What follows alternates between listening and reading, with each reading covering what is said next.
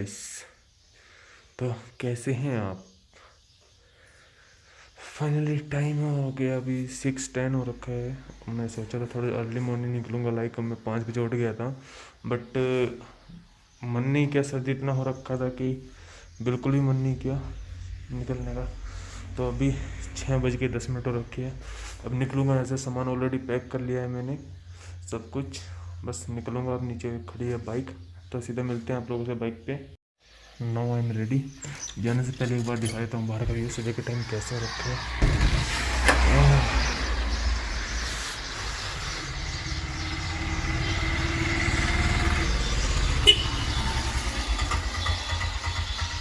तो ये है अपना व्यू ऊटी का। अब निकलते हैं।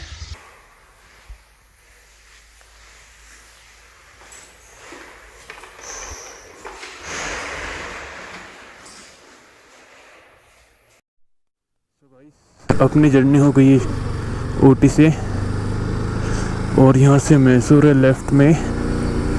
तो मैं अभी थोड़ा सा स्लो डाउन करूँगा इस ट्रिप को आगे तक, बिकॉज ये जो ऊटी टू मैसूर हाईवे, मतलब ये रोड है ना,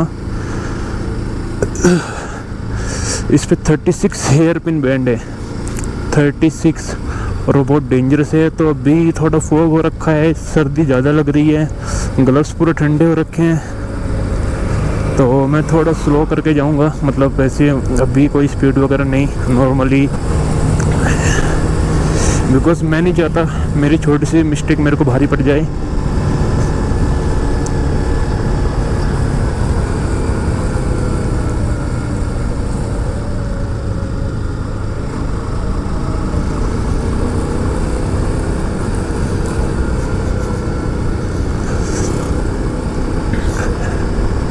क्योंकि जो मेरी डेस्टिनेशन है वो भी 700 किलोमीटर दूर है, तो मैं चाहता हूँ कि उसको अगर मेरे को इजीली कवर करना है तो मेरे को सबसे पहले ये जो मैसूर तक है इसको मेरे को आराम से मतलब स्पेंड करना पड़ेगा और निकालना पड़ेगा। उसके बाद मुझे पता नहीं हाईवे मिलेगा कि नहीं, बट हाँ ये है कि मेरे को ये हिल एरिया नहीं मिलेगा। जो मेन प्रॉब्लम हो रही है वो है सर्दी की, मतलब मैं सर्दी के हिसाब से कोई भी कपड़ा लेके नहीं आया था, और अनएक्सपेक्टेड होते हैं ना कुछ, वही हुआ। यहाँ पे इतना सर्दी है, और आपने देखा होगा जिस रूम में मैं था उस रूम में फ़ैन भी नहीं है, ना कोई एसी है, तो सोच सकते हो आपकी सर्दी कितना होगा कि फ़ैन भी नहीं रखते रूम में ये। तो ऊटी के बारे में कुछ है बातें, वो मैं आपको आगे बताता हूँ।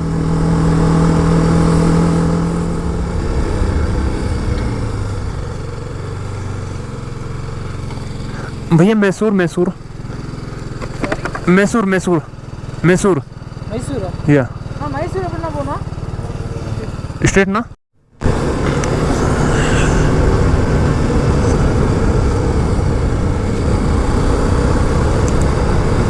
सो गाइस, ऊटी के बारे में कुछ बातें आपको बता देता हूँ। जो लोग यहाँ पे आए हैं उनके लिए अच्छा है, जो नहीं आए हैं वो जान ले तो ज़्यादा बेटर है। कुछ बातें अच्छी हैं, कुछ बुरी हैं। लाइक जैसे यहाँ पे आप लोग आओगे तो आपको पानी बोतल कैरी करके लाना पड़ेगा उधर से ही, बिकॉज़ यहाँ पे आपको 1 लीटर पानी बोतल नहीं मिलेगा, 2 लीटर पानी बोतल नहीं मिलेगा, आपको सीधे सीधे 5 लीटर का पानी बोतल यहाँ पे मिलेगा। मीन्स मतलब कहीं पे भी ना यहाँ पे बैन है, जो स्मॉल क्वांटिटी का बोतल होता है वो बैन है यहाँ पे। और उसके बाद आप like soft drink, cold drink वगैरह भी आपको सिर्फ कैन ही मिलेगा, आप उसको बोतल नहीं ले सकते हो। तो ये चीज़ आप याद रखिए। अगर आप कुछ भी नहीं, मतलब आप वहाँ से पानी बोतल कैरी भी नहीं करते हो, तो मैं सजेशन दूंगा कि आप खाली जो आप बोतल होती है ना, आप जो कैरी करते हो साथ में, अगर आप बाइक से आते हो तो 1-2 बोतल कैरी करके लाना, 1 लीटर की या 2 लीटर की। बाद में आप यहाँ से 5 लीटर की बोतल परचेज कर सकते हो और मतलब उसमें डाल सकते हो। वरना आपको, आप लोग सभी को पता है कि 5 लीटर बोतल कैरी करना मतलब नहीं होता, किसी से भी नहीं होता कैरी।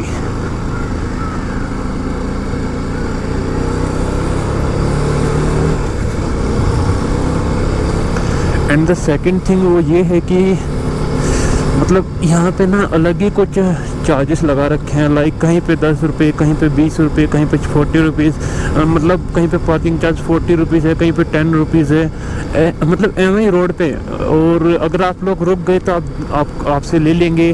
बहुत से लोग होते हैं जो जानते हैं यहाँ के बारे में, वो नहीं रुकते तो पे नहीं करते। तो ऐसा कुछ वो नहीं है कि उनके खिलाफ़ कोई एक्शन लेते हैं ये लोग, कुछ भी नहीं। मैं देखा कल 2-3 बार, मैं दूध बेटा पीक गया था, रोज़ गार्डन गया था, सो वहाँ पे मतलब मैं रुका तो मैं पे किया। बाकी जो लोग ऐसे ही जा रहे थे तो उनके खिलाफ़ कोई ऐसा कोई एक्शन नहीं था।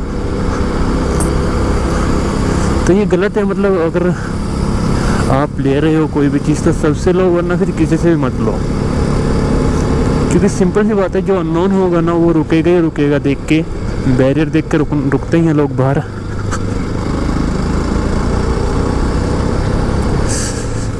2 दिन पहले तक मैं सोच रहा था मन में कि मैं जो अपनी स्विफ्ट जैकेट्स है, राइडिंग जैकेट्स, उसके जो इनर होते हैं ना वो मैं निकाल के आया था, बिकॉज़ उनको पहनने के बाद मेरे को बहुत ही ज़्यादा गर्मी लगती थी। और 2 दिन पहले तक मैं सोच रहा था कि अच्छा क्या मैं निकाल के आ गया। लेकिन कल और आज मेरे को फील हो रहा है कि शायद मैं उनको ले आता तो ज़्यादा बेटर होता, क्योंकि मतलब इतनी सर्दी हो रखी है कि इस जैकेट में भी मेरे को सर्दी लग रही है, वरना इसमें मेरे को कभी आज तक कभी सर्दी नहीं लगा, हमेशा गर्मी ही लगता था।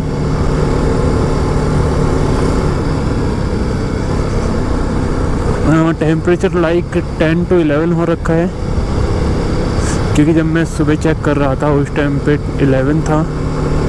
तो अभी तो मैं नीचे, मतलब वो तो सिटी था ऊटी की, अभी मैं यहाँ पे आ गया हूँ। तो जंगल एरिया में आपको पता है टेम्परेचर घट जाता है।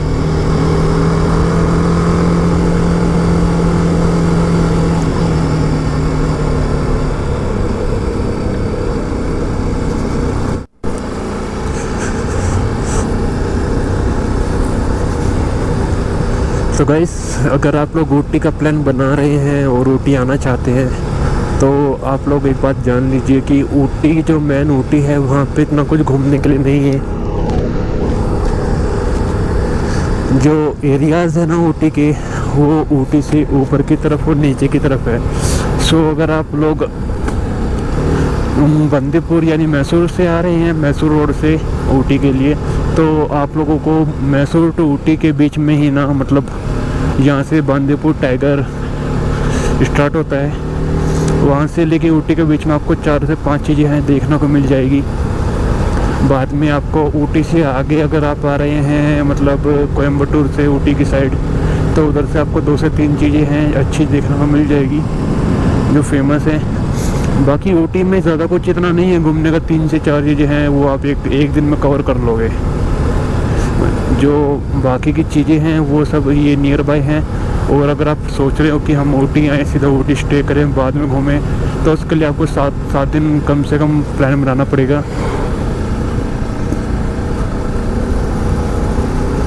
क्योंकि जो अदर डेस्टिनेशंस हैं, मतलब लोकेशंस हैं, वो नियर बाय नहीं है ऊटी के। Like 20 to 25 kilometre, 28 kilometre. So hill area में 28 किलोमीटर बहुत होता है। आप 28 किलोमीटर जाओगे फिर वापस आओगे, सो आपका दिन 1 या 2 जगह में ही बीत जाएगा, मतलब आपको ज़्यादा कुछ देखने को नहीं मिलेगा। सो अगर आप आ रहे हो इधर से तो आप रास्ते में रुकिए, थोड़ा टाइम दीजिए और देख के जाइए। ऊटी आने से पहले सब कुछ एक बार सर्च कर लीजिए, जो लोकेशंस आपको देखनी है, तो मोस्टली लोकेशंस आपको रास्ते में मिल जाएगी, तो उन पर टिक कीजिए और उसी हिसाब से मतलब माइंड बना के आप आइए।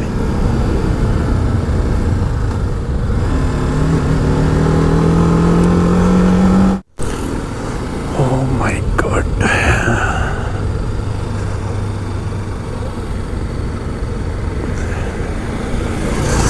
गाइस व्यू देखो सामने का और नीचे का भी।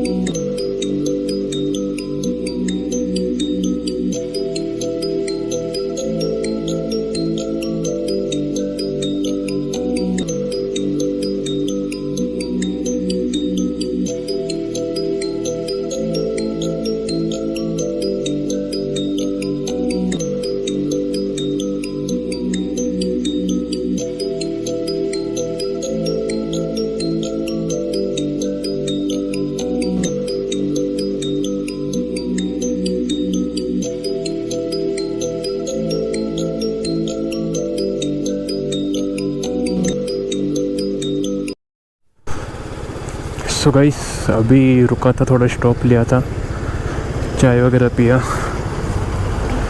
तो अभी नेक्स्ट स्टॉप सोचा है मैंने, अगर रास्ता अच्छा हुआ तो welcome to Mudumalai tiger reserve.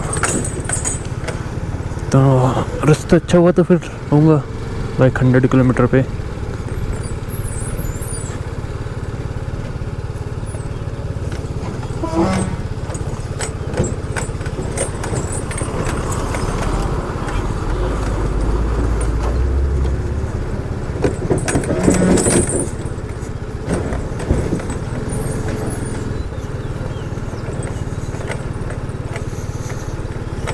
अभी मैं तमिलनाडु बॉर्डर में ही हूँ।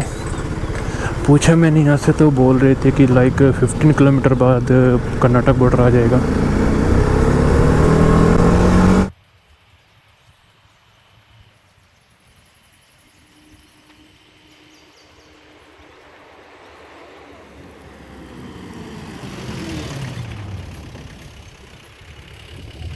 स्टार्ट हो गया कर्नाटक स्टेट, यानी ये है कर्नाटक बॉर्डर।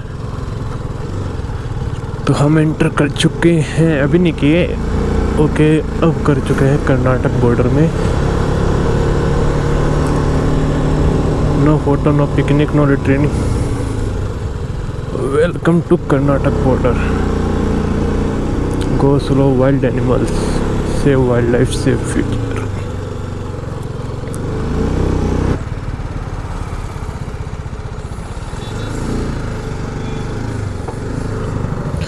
सो गाइस ये हो चुका है हमारा एग्जिट बांदीपुर टाइगर रिजर्व। पर सच बताऊँ ना, बहुत मज़ा आया अंदर। मतलब ऐसे लाइव देखने में ना अलग ही मज़ा आता है। गाइस टाइम हो रखा है 10:40 और फाइनली मैं एंटर कर चुका हूँ मैसूर में। अभी मुझे यहाँ से लेना है रूट शिवमोगा का।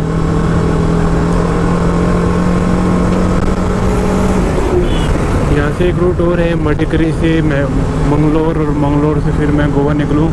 लेकिन मैं मंगलोर से आया था, वो भी रूट अच्छा है, बुरा नहीं है। लेकिन मैं चाहता हूँ ये जो शिवमोगा वाला रूट है वो भी एक बार देख लेता हूँ। अगर नेक्स्ट टाइम इन फ्यूचर आना हुआ तो मैं चूज़ कर सकता हूँ कि किस रूट से आना है और किस रूट से नहीं आना है, और आप लोगों को भी सजेशन दे दूँगा। सुबह 4 बज गए हैं और अभी एंटर किया है शिवमोगा में, Shivamogga sorry. And like Goa बचा है अराउंड 250 किलोमीटर, कंफर्म नहीं है, मुझे समझ उतना ही होगा, 250 लास्ट। और अभी टाइम ही टाइम है, बिकॉज कोई डेस्टिनेशन नहीं है तो घर पे ही जाना है। शिवमोगा है, ओके। तो आराम से राइड करूँगा, किसी भी टाइम तक पहुँचूँ, जाऊँगा आराम से। सो गाइस धोखा मत खाना, ये मत समझना कि मतलब ये जो घाट है वो ऊटी का ही है और वापस सेम वीडियो दिख रहा है। ये जो घाट आए हैं ये अपने कर्नाटक, मतलब यहाँ से होन्नावर है 50 या 42 किलोमीटर है, और ये घाट एरिया पिछले 15 किलोमीटर से स्टार्ट हो रखा है। मतलब सुबह ऊटी से निकला था तो घाट स्टार्ट हुए थे, बाद में थोड़ा अच्छा रोड, फिर थोड़ा बेकार रोड, फिर थोड़ा अच्छा रोड, और अभी फिर से घाट। तो मतलब कुल मिला के सर्कल घूम रहा है। तो सुबह जब रूम से निकला था तो रात मतलब सुबह होने वाली थी, अंधेरे में निकला था, और अभी यहाँ पे हूँ तो अभी रात होने वाली है। सिचुएशन चेंज है थोड़ा सा।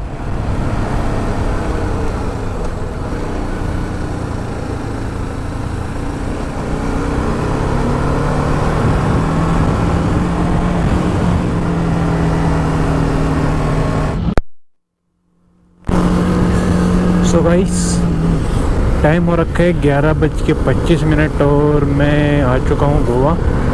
मैं मड़गांव क्रॉस कर चुका हूँ। मैं थोड़ा देर रुका था मड़गांव, मतलब मुझे कुछ सामान लेना था रूम के लिए, लाइक दूध वगैरह, क्योंकि अब जाके बस मैं सोऊंगा, सीधा नहाऊंगा और सोऊंगा 1 कप चाय पी के। सो गाइस इसलिए आज का व्लॉग यहीं पे एंड करते हैं। आई होप आप सबको मज़ा आया होगा और इस पूरी सीरीज़ को आप लोग प्यार देना। फाइनली ये जो मेरा ट्रिप था अच्छे से कंप्लीट हो गया, आप लोगों का प्यार मिला।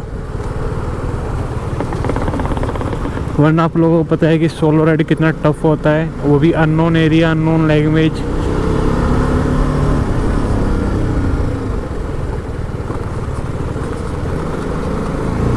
तो मिलते हैं अब नेक्स्ट वीडियो में, तब तक के लिए goodbye, take care, good night, ख्याल रखना आप सब अपना, और प्लीज़ चैनल को सब्सक्राइब कर लेना जिससे आप लोग आगे भी मेरे साथ वीडियो में बने रहें। तो आज तो लोग करता हूँ यहीं पे एंड, गुड नाइट।